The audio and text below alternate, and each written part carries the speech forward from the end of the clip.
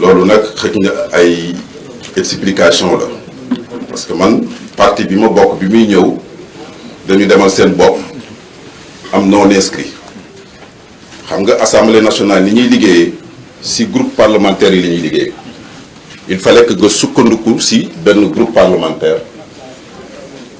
pour mën a yow liggéey ba nga bëgg a def nga mën ko def man moo tax du ma député par nu ñu koy waxatee non pas par défaut donc député apparenté là kon donc je suis apparenté à Benno Bokk Yaakaar mais daf may permettre nag ma garder sama liberté parce que loolu moo tax j'ai choisi d'être un député apparenté loolu réewu France nga koy dégg ñu koy wax parce que da ngay gis fii bu ñu demee élection ñi bokk liste ñoom ñooy dem former groupe parlementaire ñoom Mamadou Lamine Diallo ñi bi ñuy dem ñoo former seen groupe parlementaire mais man comme dama jàng droit parlementaire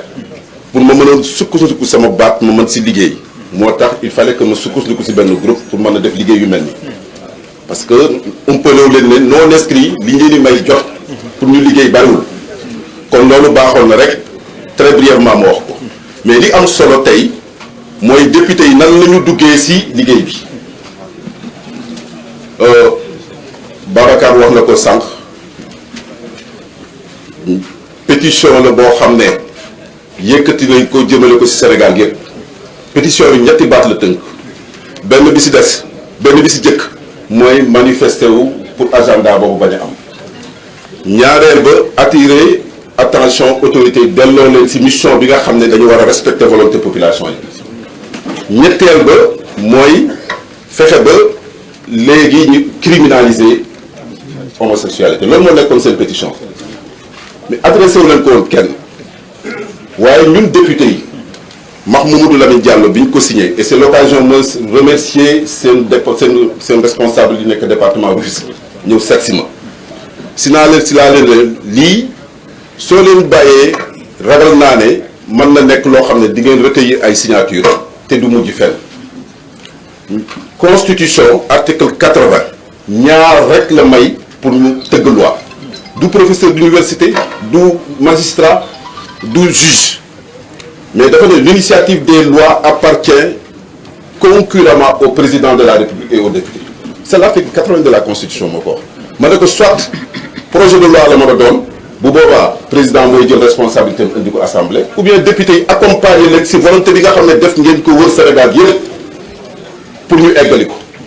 def proposition de loi même si waxtaanee tamit ma waxtaan seet suma mag Mamadou Lamine ñi déggoo si la ñu commencé di liggéey war nañ ñeenti weer si ginnaaw léeg-léeg ñu bind texte jox leen ñoom seen comité scientifique delloo ñu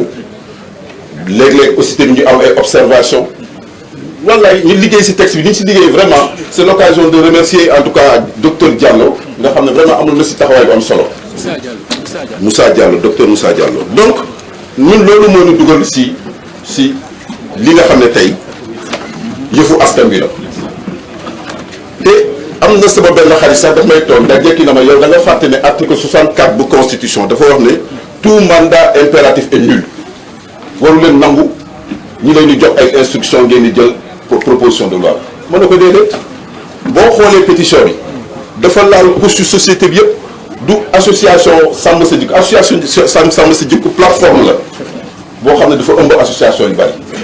am na ay syndicats lépp a ngi ci kon donc toutes les couches du peuple ont été touchées et nous parlons et nous agissons au nom du peuple kon donc gis naa ne boo ne ma tey boo ma bëggee opposé ne tout mandat impératif est nul c'est parce que yow xëy na sa dégg-dégg moo des kon nag lii ñu def nii dañ ko assumer en toute responsabilité parce que société bi lañ bokk mais dañu nekk seen ndaw yoo xam ne dañu leen war a eggali seen kàddu lii si nekk nag actuellement mooy proposition de loi bii nga xam ne moom ngeen di déposé moom la ñuy déposé tey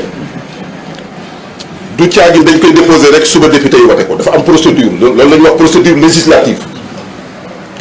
dina am 5 actions yoo xam ne dina si génn benn bi si jëkk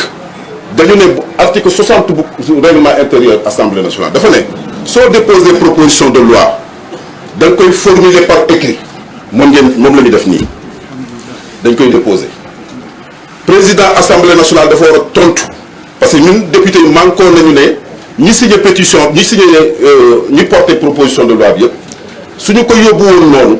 dina indi jafe-jafe parce que président man na wax ne mënuma tontu député bu si nekk moo tax ñu jël suñu kàddu jox ko Mamadou Lamine Diallo ne ko bindee ko si suñu tur lettre de transmission pour mu mën la tontu nga xam ne bu ñu tontoo ñun ñëpp la tontu président bi donc dafa am obligation tontu ko mais ñaareel ba il y a ce qu'on appelle l'examen de recevabilité bureau assemblée nationale bureau bi muy président assemblée nationale vice-président ak questeurs yi il faut que ñu tëju xool ndax kii proposition bi c'est recevable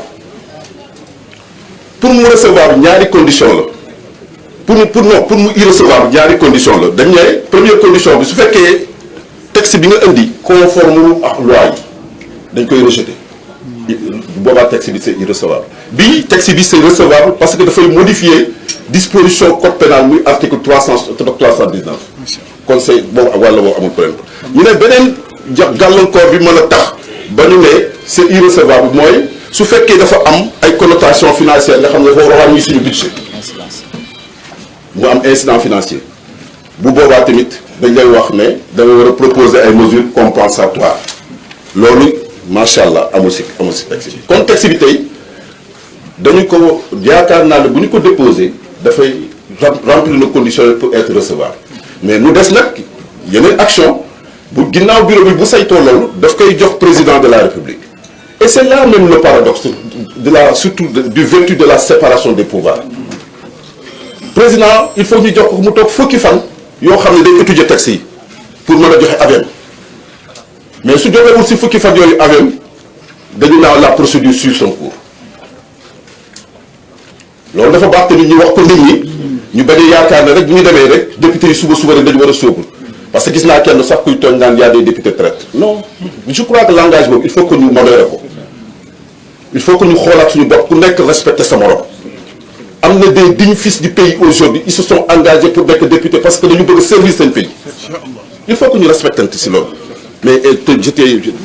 l'anathème sur les députés là je crois que c'est am na ñu baax am na ñu bon professeur d'université am na ñu baax am na ñu bon diina ji di nga si gis ñenn ñoo xam ne macha allah mooy loolu mooy dëgg kon nañuy respectante député yooyu soxla dañ leen ëllëg parce que su demee 10 jours ci président assemblée nationale ba mu joxee avis mbaa bu joxewul avis bu dellusee immédiatement dañ koy yóbbu à la commission permanente bi nga xam ne moo si war a liggéey mais chance bi ñu am dañu ne article 60 bi dafa ne boo déposé proposition de loi si année bi nga ko déposé dañ ko foofu la année boobu si daal si session boobu lañ ko war a étudier donc maanaam année session parce que session bi mois d'octobre la ba mois de juin kon actuellement suñu ko déposé tey si session bi ba lay jeex war nañ ko xool bu ñu ko xoolul dañu ne session ba sa topp mbaa section extraordinaire moom la ñu war a jëkk ubbee xool ko loolu mooy procédure bi parce que dafa am solo ñu expliquer ko nit ñi ñu comprendre ko ne loi bi loolu la wax lii nag dinañ si sabablu sensibiliser si député yëpp parce que tey lii ngeen jóg def ku si nekk damay wax ne sa fondement mooy sa diine ñun fii dañu fi nekk si àdduna ku nekk di joxe sa xalaat ñu xalaat ne rek noonu la ñuy defar mais mënuñu yàllaa man du dëgg mais dañuy jéem rek li ñu yaakaar ne mën nañu bâtir une société boo xam ne dina mën a régler problème mu sénégalais yëpp jéem la rek mais yàlla mooy mottali kon nag lii daañu jàll procédure bi mu war a jaar te actuellement bi ñu ko étudier waxtaan si liggéey si ak waa sàmm sa jikko yaakaar naa ne condition piège yëpp fexe nañu ba dindi ko yaakaar na ñu war a am benn jafe-jafe nañu ñaan nag yàlla def bu ñu ko déposé bureau bi étudier ko très rapidement ñu fexe ba aussi tamit président su fekkee dañ ko koy yónnee fukki fan yi parce que loolu texte yi moo ko may mu joxe si avem donc alors mu def ko très rapidement su ko deful fukki fan yi su passé procédure bi dafay continuer son cours donc ñu indiwaat ko assemblée pour député yi nag mën si son ñëpp sóobu ñëpp jàpp si ñu bañ a fexe ba vraiment di incriminer x ou y ñëpp soxla nañ leen parce que député yi ay pères de famille lañ comme yow fii la ñuy juddoo am fi yaay am fi papa kon lii ngeen di def nii lii ñuy def nii tey ànd sàmm sa jikko kenn fayu leen ñu wër Sénégal yëpp tate couche yëpp defe naa ne ñun lañ ko defal ñun ñoo amoon obligation député dem seeti ji ñooñu recueillir seen avis mais ñun ngeen ko defal looloo tax man ma jàpp ne kii képp koo xam ne yaa ngi xalaat ne kii peut-être dafa violer les dispositions de l'article 64 nag c'est un ordre ou bien un mandat ordre bu ñu jox mais da nga nax sa bopp parce que tout mandat impératif mandat impératif est nul visé wul cas bi kon nag loolu rek laa si bëggoon wax en tout cas ñun am nañu pas-pas ànd seeg yéen parce que mbir mi dañuy suñu njaboot lañu dañu am obligation protéger leen yéen si wàllu diine ji yéen a ñu si taxaw ñun xëj na wàll yi nga xam ne moom la suñu àdduna bi doxee nii ñu yaakaar ne loi yi war na mën a defar depuis lépp luñ si mën si xalaat bu baax dinañ ko def aussi tamit pour suñu réew te rek suñu réew rek taal maa ngi leen gërëm di leen sant. Allahu akbar.